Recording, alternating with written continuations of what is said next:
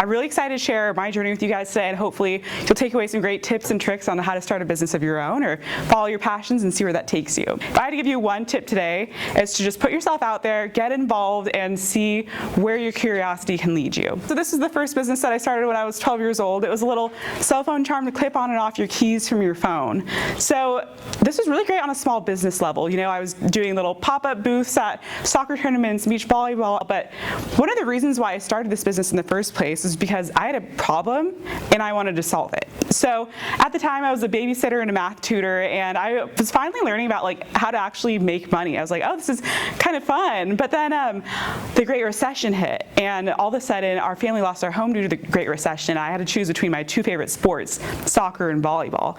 But I thought there's no way I can pick between the two because they're both so fun, and as a 12-year-old you just want to do everything and all your hobbies that you have. So I asked my parents, I was like, well, what if I make the money myself? So they're sitting there like, okay, 12-year-old, like, we'll see if you can make it happen. But sure enough, I started popping up booths around soccer and volleyball, and eventually was able to start my first company, Catchy Cahoots, which I hated keeping my keys and my cell phone apart from each other. I was just, you know, with all these new jobs and everything, I was like, I really want to find a way to keep it all in one place. But I got this janitor key ring and it was all clunky. It just looked very boyish. I was like, this needs a little bling added to it. So I just put on some beads to it, and sure enough, I ended up having a product that I started selling. Had the opportunity to audition for Shark Tank, but even though that didn't work out, what that taught me is that I have a lot to learn about business, because that whole process of auditioning for it made me go through every single aspect of it. So that's when I decided I'm going to put the business on hold, go to college to learn about this, and then either pursue that or something else later. Through the process, I started this segment on my high school's news show called Hotspot, and it was because I grew up in the Bay Area, Livermore, if anyone knows where that is. But basically, everybody always complained that there's nothing to do in Livermore. So I wanted to show people that there's actually so much to do if you just look around. So I had this segment on the high school news show, but I knew when I go to college, like, my eyes are on the prize for business again. You know, I want to stay focused on the main goal. Like, that was a fun chapter, but I didn't think much of it. But then UCSB is where I really got to blend my passions together. So yeah, like I mentioned, I joined the co-ed entrepreneurship fraternity from day one when I was at UCSB, like fall quarter freshman year. So just getting involved from the start showed me like how many opportunities are out there. I just kept getting more and more involved in different startups and organizations. But this is where all my passions really started to blend together. I was just thinking, you know what? I really miss those hotspot videos I made for fun back in high school. Like, why didn't I just start this, but like on my own? So at that point, that's when I got my brother and co-founder Ray over here. He was helping to film it back then with me, and even now today, there he is with the camera helping to film things. So full circle moment. But yeah, so we started collaborating back then, and he was also going to school in Santa Barbara at the time. So I was like, you know what, Ray? There's this startup competition at UCSB. We should join it. It was the new venture competition. And then so ever since then, we started collaborating. We did that. We did startup weekends, and it really taught us some valuable lessons about the travel industry. So as a startup, you're always trying to solve problems, and we've pivoted a few times to figure out, well, what's the solution that's really going to resonate with people? But the problem that we're always solving is that it's hard for people to find places to explore from people that they actually know and trust. So at the time, the video series, people that I had known forever growing up, they knew me, they trusted me on all these recommendations, but we discovered that, hey, like, this is something that we could actually try to figure out how to do it on a much larger scale too. He was also the official UCSB Instagram ambassador. So once we started doing this for a while, UCSB allowed me to create the first Explore series on the official Instagram account. So it was a great opportunity to start taking that idea of the Hotspot series up to the next level, and then that led to creating Limon. So there's definitely an evolution, like I was just mentioning. So we had to go from the video series to we went through a California travel subscription box idea, then to an all-in-one travel app. But spoiler alert, if you try to do everything, you actually don't solve anything at all. It's really important to solve like one core problem that you want to solve. And then after that, we're going to be a road trip app. But the issue with road trips is that people only take road trips maybe once or twice a year, but day trips can actually be a movement in the travel industry. So thinking of travel as more like a way of life versus this is just your one shot to go somewhere else. So that's when our wheels got turning. We're like, oh, there's actually a really untapped opportunity here with day trips. The main problem that we're solving now is that people love to hear travel stories, but there's no dedicated spot find travel recommendations and itineraries from people that you trust. As a UCSB alumni, is there something you wish you did as a student, or is there something you would recommend to students before graduating? Just like UCSB life, things like that. Yeah, well, I think really just as soon as you can, just start following your passions and join organizations at UCSB, because one opportunity is going to lead to the next. So because I did get involved very early with like my freshman year at Sigma Eta Pi, that unlocked a lot of opportunities for me to learn about more entrepreneurial programs. So with you all being in Women in Media, I'm sure there's certain aspects of media that you're finding out that you like a lot. And then keep going deeper into those topics that you do like, because that's where you're going to find which opportunities are the best for you. Because especially in media, there's so many different paths that you can go down. And college is really about like putting yourself out there and seeing like what sticks or what doesn't stick. Like I've taken some classes or joined orgs that really didn't resonate too in the past. So it all is a learning experience. So even the ones that you maybe are like, oh, did I just waste my time?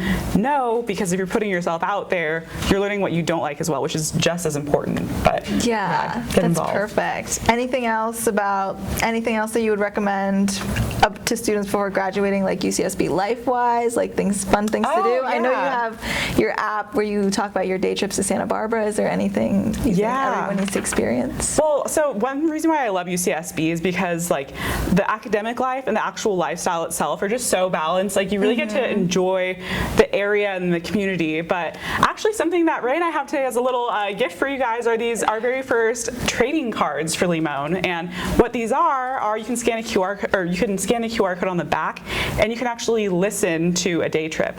But Ray, I know you've actually been the expert on our trading cards here. If you'd like to chime in about the trading cards. Yeah, the biggest thing is we just want to really push people to get out there and actually travel to the places. We don't want you just doom scrolling around all day. And we think that these trading cards are a great way to try and push people to go out there, because you're actually holding a day trip in your hand. We have the picture on the front, and then when you flip it on the back, you have some information about the picture, and then the QR code, like Lily was saying, that you can scan to hear the full story. Yeah, so we have one for each of you guys today. So actually, Ray, if you could pass those out, that'd be amazing. Sending you out on an adventure, like in the lifestyle, like you gotta enjoy the area that you're going to college into. Yeah, because it's such a beautiful place. We all saw the sunset on Saturday. It was gorgeous. What advice and encouragement would you give to someone who feels behind in networking or feels like they don't know where to start? Yeah, totally. So with networking, sometimes you think like, oh, if I go to a networking event, am I going to meet like the right connection right away that's either going to like get me the internship or get me the job connection or anything? But really with networking, it's a big numbers game. So as a founder, there's some phases where we're more like stealth mode building, and there's other phases like we're in right now that are more of like a big marketing phase, or if we're funding, it's like trying to meet a lot of investors and stuff. So when we're in more of those like external phases, one thing that we like to make a habit of, which I would say making a habit is the best thing to do, that way you're doing things consistently, is to go to at least one networking event a week. So we jump on a lot of different like newsletters, or we connect with other founders and have like a quick coffee chat. So I could guarantee even today, if you just like hop on LinkedIn, or if you guys email me after this and just want to chat about things, like it's a great place to start to just start putting the reps in to network with people. It's not going to be overnight, or it's not going to be magic, but you're going to start to meet people that then they know people, and then the network just keeps growing. Talking about Limon and like emailing you, are there any career opportunities? I know we have some interns here. Yeah. For students that Limon is offering, internships, ambassador programs. Yeah, so we have a marketing internship right now. So it's for academic credit, and basically what the interns do is it's half social media and half actually posting onto Limon. So the social media side, we have our Instagram and TikTok, and we're really focusing in on building that community, especially around college campuses and everything.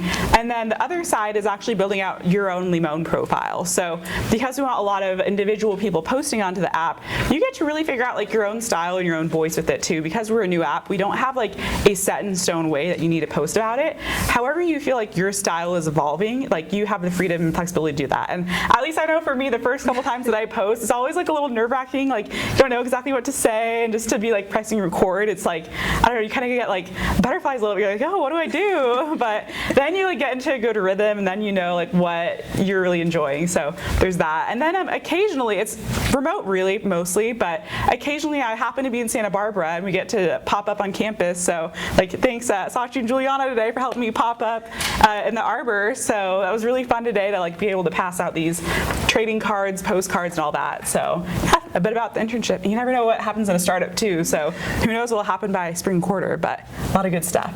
How has Limon helped you find yourself?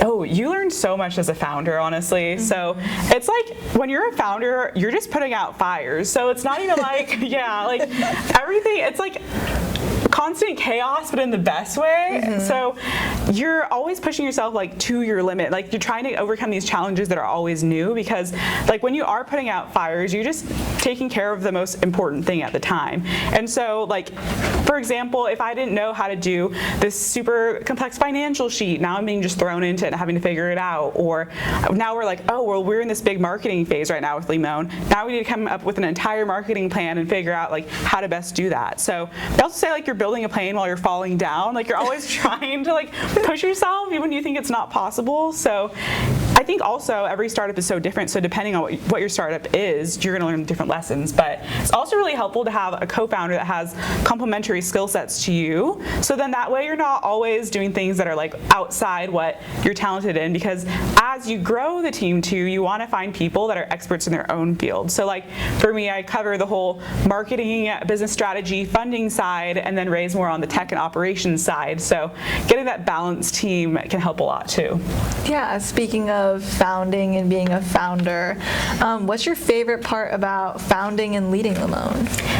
I think especially it's just like seeing my idea come to life and seeing, you know, a movement can be made with travel and everything, because, you know, this has been something that I've been going towards since I was 12 years old, like learning how to get a business up and going. And I've just always been really passionate about the travel industry and like helping people get on these adventures, especially because like people always think like, oh, I can't travel, or like, you know, like Ray and I, for example, growing up, we would go to Southern California for our trips. We grew up in the Bay Area, but like other than that, we didn't have the money to go on all these big travel experiences. So that actually forced me to look at local exploration and see what you can do like within your own backyard or just a day trip away. So since I found there's actually like so much to do if you just look around, especially like here in Santa Barbara is like the best place to day trip, honestly. Like now I just want to share that with as many people as possible too. So yeah, just getting like my vision and out there. Yeah, it sounds super cool being able to found a company and seeing your vision come to life. But on the flip side, what is like some of the most challenging parts of being a founder and leading Limon? Oh, that everything is so challenging, but and like a fun way. Kind of like I was saying earlier, and like there's always a big challenge that you have to overcome and learn. So it's like, what is the big difficult thing that we have to come through at that current time? Like for example, getting the name Limon. Actually, we went through a whole process of getting a different name, Coast. But another company called Coast in the travel industry wasn't so happy about that. We actually had gotten approved for the mobile app category. There was a brand new category that opened up. So we went through this whole year-long process, and we were like, yes, okay, we're finally getting the name Coast. But then after you get approved, then there's a 1-month window where any other Coast company can actually challenge your trademark. And so at the time, it was like an established company that was challenging us. Technically, we could have one because we got it for a different category, but that would have cost us like tens of thousands in legal fees. As an early stage startup, you go through the different phases of funding, and we're like, you know what? This doesn't exactly make sense for us right now to do that. But also, like if we would have stuck with Coast, that kind of locks us into traveling just along the coast. But eventually, the vision with Limon is to get it to be worldwide someday. So we don't really want people to think of just the coast when they use our app. So it really like turned into a good opportunity, and the name Limon was kind of like an interesting one too, because so we were trying to think like, what other travel word name could we get? So Ray and I were flipping through a thesaurus of like all the different travel words. Like everything has a trademark at this point. So we're like, how do we even come up with a travel company name? So our dad actually, he woke up the next morning and he had a dream that we had named our company Limon, because it's me, Lily, and Ramon, our names combined. And also we're half Hispanic, so it's a little nod to that heritage. And when you're on a day trip, like who doesn't love a little lemon or lime in your drink, you know? Like it was right for so many reasons. So it also, like it turned into a good opportunity, but that's just like one story of like whatever the big challenge is at the time, you just have to go like all in on solving that, because there's always going to be different things that come up. Like every day is a challenge that you have to solve, basically. Yeah, so speaking of challenges, where do you see the travel like storytelling aspect going in a few years, especially with AI, social media shifts, and creator burnout? So I think this one's really interesting. So with the rise of AI, people are also seeing like all this AI content, and people are like, okay, well, I actually want to like find things from people, not just from AI. So what we're trying to do is really just have a tool that can help people tell better stories. So, of course we're a startup, like we want to involve AI, but we want to do it in a way that empowers people and to help people get out there and to explore more. So with AI, like one of the things that we're working on right now is like how to help people become better storytellers, because that's where like the human connection comes from, is like getting your story out there, creating great itineraries that you can share with other people. And so we want to use AI as a tool to actually like aid people in that, versus it being like just a bunch of AI slop all over like the feed. So we're really trying to be conscious about the way that we use AI to actually empower people to travel more and live their best lives. Yeah, in addition to AI, how do you feel about how social media is shifting and like creator burnout? Yeah, so I think a lot of times too with AI and creator burnout, people always feel like they have to try to keep up with the new things, but really we want to bring social media back to the core of what it is, like telling people about like your stories and connecting with other people. So giving us this audio format, there is that extra layer of like connection and authenticity, and you feel like you really know the person when you hear their voice. So we're really trying to curb that with like, instead of it having to be all this really quick like dopamine hits, instead like listen to a story, like go on the journey with them. Yeah, I personally am a victim of doom scrolling. So. Oh yeah, aren't we all guilty? Yeah. What advice would you give to young women who want to put their voice out there, whether through content, journalism, or creating a startup? I think the big thing here is just start putting the reps in. Like with each post that you put up or with each piece of content, like you get better and better. Like they say the best time to plant a tree was yesterday, like just start doing that today, and you're going to start learning piece by piece. Like maybe, let's say I'm doing a Limon post, for example. But the first time I hit record, I realized, oh, wait, what do I actually want to say? So maybe like that first day I work on the script, or maybe the next day I realize, you know what? It was a very windy day. My audio quality was bad. So then you solve that next. So it's like, if you're trying to improve in any field, just get the reps in whatever you want to do, and like cast a wide net early on, and you'll learn piece by piece how to keep making it better. Yeah, I know I get super overwhelmed looking at that. So like taking it step by step is something that's really resonant to me. I know you said you were in a business fraternity, but do you feel like that was like, in terms of like education, that was the most helpful thing, or do you think it's like important to have like an economics major or something along those lines to learn like a lot about like the business industry and just other financial industries, like if you wanted to like start a business, or even if you're in another industry, like just to have some like financial or business background? Yeah, I think it's a little bit of both, honestly, like both the classes that you take, but then also like how you learn beyond college too. So I think, so I was a communication major and did TMP, so that was great for like a business foundation, and I felt like it gave me those good tools to know like what I need to do in order to like build a pitch deck and like take those first steps. But I think in terms of common TMP, it gave me a lot of knowledge, but then it was also nice to balance that with the application, with like all the different organizations and the competitions that I joined too. So I think there is a really good balance between the two, but I think where people get in a sticky situation is when they just do the classes and they don't do any like outside experience to actually apply it. So I think really like the balance of having the knowledge, but then also being able to apply that knowledge later is super helpful. Since you're like a newer app starting up, as people like interested in marketing, I was wondering what you think has been the most like effective strategy for like getting like the name of your app like out there so far. Oh yeah, well this is actually a fun story. I'm surprised I haven't mentioned it yet, but so Ray and I actually got to pitch our startup on this TV show called Go Fund Yourself. So it's this crowdfunding TV show where like there's we pitch to the audience kind of like a whole Shark Tank experience, but then the audience at home can scan a QR code to invest. So I think that's been one of the big things that really helped us to like get the word out there in the first place, because we were originally going to do a pre-seed funding round, but we were doing this right, like with big VCs and all that, but that happened right at the point where Silicon Valley Bank had collapsed. I'm not sure how much you guys know about the whole like startup world and all that, but basically what happened at that point is now all of a sudden all these venture capitalists that were just giving out cash for like ideas and everything, it was super easy to raise capital. All of a sudden it became incredibly hard. Not only did you need to have an app, you had to have users, and ideally you had to have revenue on top of that. So we were just like, okay, well now we need to figure out what to do in this case.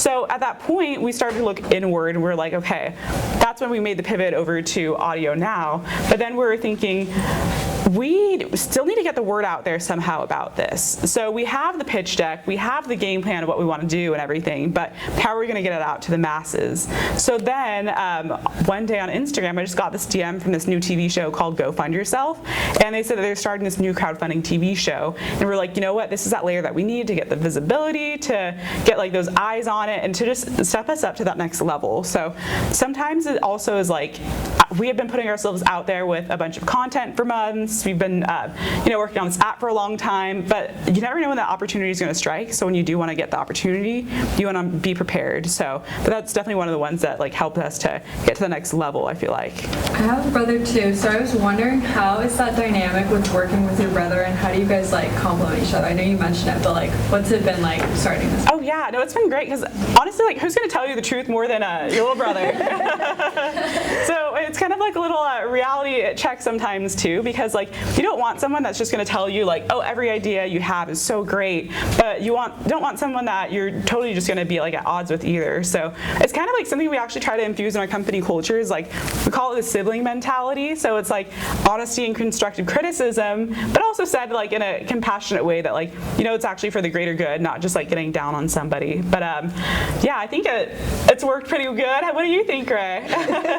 We've always gone along pretty well, so it wasn't too big of a concern for us. Yeah, and then also just the fact too that like, you can trust your sibling, and our skill sets just so happen to be very different anyway, so it works really well as co-founders.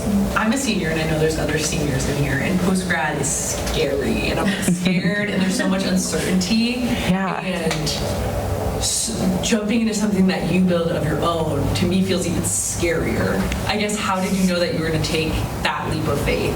Well, so it kind of was one of those things where I knew that was what I wanted to go towards, like in college, but I just never knew like when the opportunity was going to be there, because, like I said earlier, I did all these different business competitions, but then I kind of noticed with this whole travel one that things were really starting to stick, and like there's more momentum there, and I was like, okay, this is something that I want to go more into solving.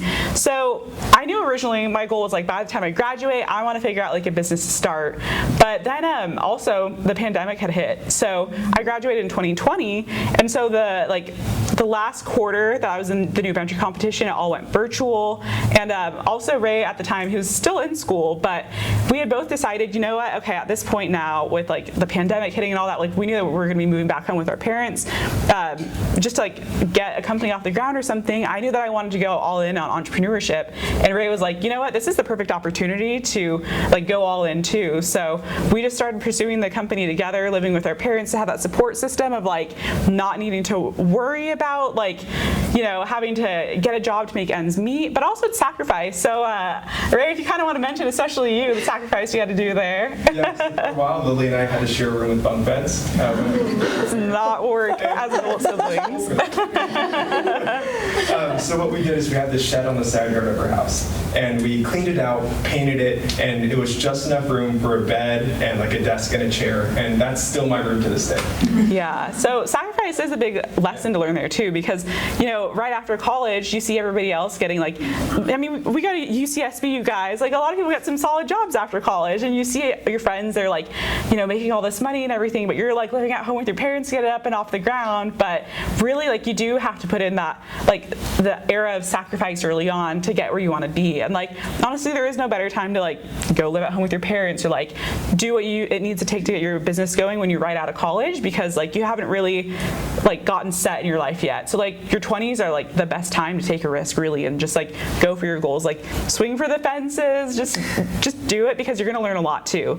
And then people always wonder like, oh, what happens like if the startup fails, for example. But honestly, like once you're in the startup world too, you're kind of like exposed to a lot of different opportunities there. So even if you do a business for like maybe a year or two and you decide, you know, maybe this isn't for me, once you get the network and the skills, there's so many opportunities from that. So if you're thinking about doing a business after college, I say 100% go for it. Like there's only great learning opportunities that you could get from it. I know you said you were like interested in travel and that's like why you started the app.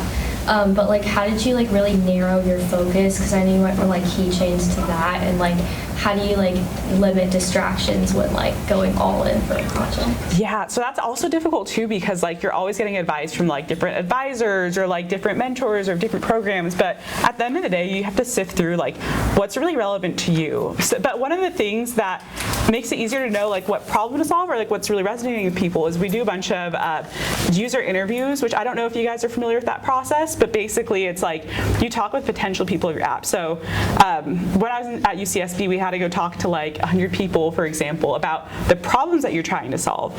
And so there's also this thing called the mom test, but basically it's like how do you ask questions that get to like the core of your problem and not just like, oh, a nice to have solution, but like how do you find like a real pain to solve?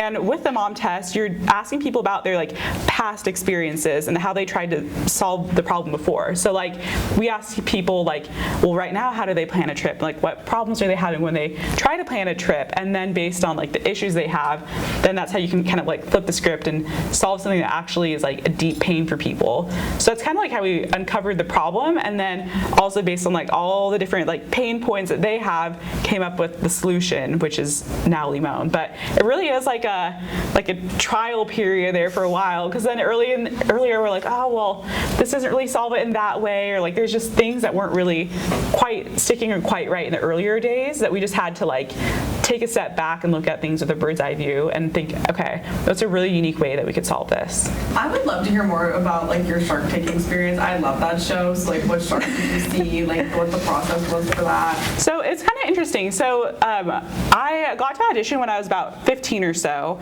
but I think we probably sent in a form online about the audition when I was maybe like 12 or 13. So a couple of years later, they finally were having an episode where they're trying to feature a lot of like kids startups basically. So not everybody gets selected to actually send in an audition tape, but we finally did when I was like around 15 or so.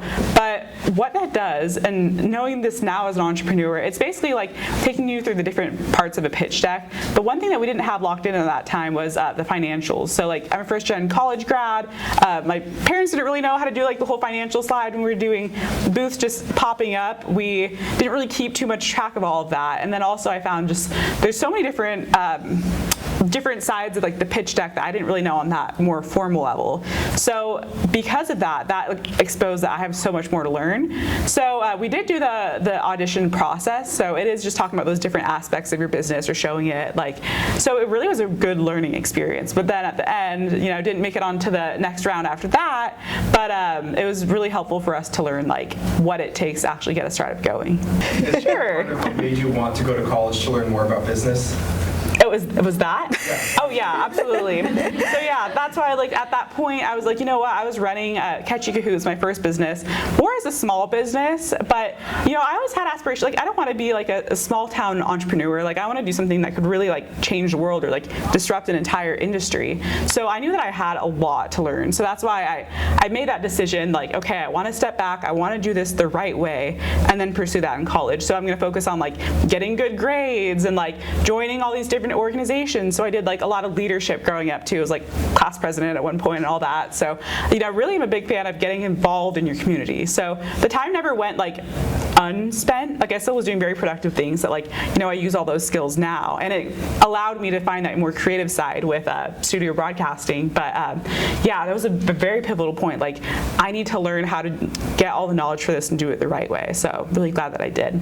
I can tell you're like a super passionate person and really put yourself forward and take all the opportunities. With that being said, is there something you wish you would have done that maybe would have helped you where you're at today? or not. Well, I think the thing with that too is you kind of like learn as you go. So I think one of the things that's helpful as a founder too is to like trust in your own decision making and knowing that you're always making the best decision for yourself at the time with like the knowledge that you have and like the opportunities that you do have. And so, does everything work out all the time? No. Or like, do other things that I could have done differently? Sure. But also if I didn't make the mistakes or if I didn't do certain things, maybe I wouldn't have learned those valuable lessons too. So, looking back, I feel like I really did, do my best with all the skill sets that I could. And just a lot of it you do learn by just going through it. But yeah, sometimes you got to make the mistakes too. So it's like I kind of like cherish all the mistakes along the way too, because it's part of the whole journey. But yeah, some of it's just experimenting. I just had one more question. I was gonna say, I was wondering if you took like inspiration from like other apps or companies when creating Limon, or like if you find that to be helpful, or if you like work better kind of just like focusing in on like your own thing and like blocking out everything else that's happening. Oh yeah, so you always got to be conscious about like, for example, competition or like the inspiration that was there originally too. It's like, well, if you go on like Instagram or TikTok, you get like a little bit of information about travel stories, but it just felt like there wasn't enough like depth or like content about the stories. So on that side, you can kind of like pull inspiration from other places. I also love podcasts, so like naturally, I was like, oh, that's an interesting spin that we could do in some way. But also just like the competition in general, it's good to keep a good pulse on, because like also you do want to have competitors because you want to show that it's a big enough industry that it's actually a problem worth solving. So the competitors that we list, because we have our pitch deck and people want to see like who are our competitors, they actually validate different sides of our business model. Like for example, there's a company that validates the need for travel agents. So eventually with our app, we want you to be able to buy itineraries from different creators on the platform. And so we do it on a much larger scale. There's other apps where it's like there's like one famous person that creates all the travel stories on the platform, but what it's lacking is you don't get to follow whoever you want. You're forced to listen to that one famous guy. So it's like you kind of can pull inspiration from different places, but always making sure that like you're differentiated enough, because you don't have to just be slightly better than your competition. If you're a startup, you have to be like a lot better for people to take the risk and go for a new company. So we're always trying to think of ways that we can do things that are like really different from the norm. We're so blessed to have you here today, and I feel so lucky. And I just feel like at UCSB we've had great opportunities to meet professionals and have women like you pour into us. I was wondering if you had any women in your life who poured into you or mentored you in this process or just served as inspiration. Oh yeah, well actually, so my mom is a big one, obviously, biggest supporter, but also she's actually a part of our like founding team. So Ray and I are co-founders, so we're all in on this like full time, been working on it since day one. But we also have our mom as the founding chief communications officer. We have 2 other founding members on our team too that are like part of the broader team. But just having her support, and she's really great on that, like communication side and everything. So just having our family's very supportive of all of this. They're as much in it with us. So like having that solid support system, whether that be like your family or maybe it's friends or maybe it's mentors, having those people that are just like your champions and really just there to like root you on and support you are just like such an important foundation, because like the startup is already like crazy enough. Like that's a crazy part of your life. It's nice if you can have like some like safety and security from the other people around you. Been your favorite day trip that you have posted or anyone else on the app has posted? Well, it's actually perfect because you already passed on the trading cards, right? So we've been making content for like a few months now with the app being out and all that, but now we're like, oh, well, we're making these trading cards. Like we need to make these day trips our top-notch day trips on the platform. So I think Ray and I both really put a lot of work into these. So these, I think yours is better. Thanks. I think yours is great too. I think mine is a little bit more like, I guess you could kind of say like professional in that sense of like I have little sound effects in it and like a whole itinerary. But like Ray's, I feel like is really good, like authentic. Like if you're just off the cuff talking about like day trips, you did a great job doing that style. So I think that like, you know, all these ones that we're putting on the trading cards, these day trips are essentially like Limon approved day trips. So we're starting with us as founders in these trading cards, but as we get people posting onto the platform, like we want to feature the best of the best as like being Limon approved and like having that stamp of approval. So that way, as you see more trading cards come out, you know, like, oh, this is going to be a good Limon post because like we said Limon, like it's approved by us basically. But yeah, so I did the Funk Zone, rated the waterfront, so those are our favorites right now, but maybe one of you guys will have my new favorite post here soon. If you're wanting to get started on social media content, do you have any like tips on how to make yourself really stand out and be unique? And yeah, I mean, I think like, yeah, like kind of how do you make the content really like pop amongst it all? So I think one of the things there is like, you know, the authenticity and also sharing your story. So some of the content that's done the best with me was, well, one of the recent ones I like shared my vision board, but I said like what worked and what didn't, like looking back on the year. And so people love to know like, you know, tips and tricks or like pitfalls or all that.